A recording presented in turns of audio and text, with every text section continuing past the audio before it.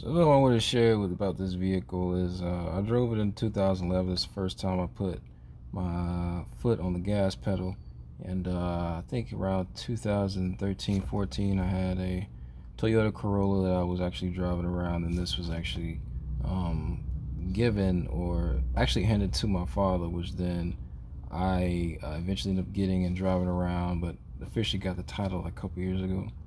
One thing about these cars is they are one of the most reliable vehicles that you can get on the road. I was looking online and you're saying a 3800 Series 2 engine is one of the best engines produced. And not only with this car being a general vehicle in America, but finding parts is fairly easy, fairly cheap. You can go to the junkyard. Normally you end up finding one of these vehicles. One of the things that these cars are notorious for is the elbows, which I've stated already, going from the water pump to the coolant assembly in the engine, and then also along with that these headliners, which you can see this headliner is completely removed. I tried years ago to put in a thicker liner, which I shouldn't have done. You should use the same thickness as the OEM.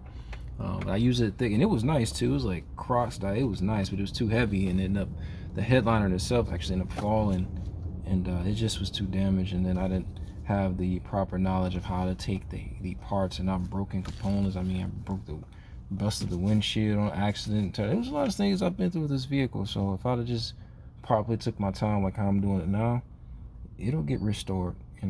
It's a matter of patience.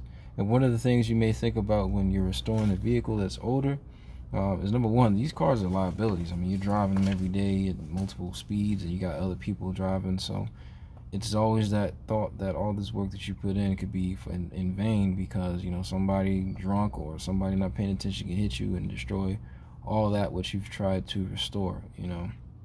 It's a different energy than buying a new car or driving a car that's already been handed by perfect precision to robots, algorithms, and people like that. When you're actually doing it yourself, it just brings a different energy. You really appreciate your vehicle. So just sharing that experience. But again, continuing on, the next day forward will be in the remote start shop.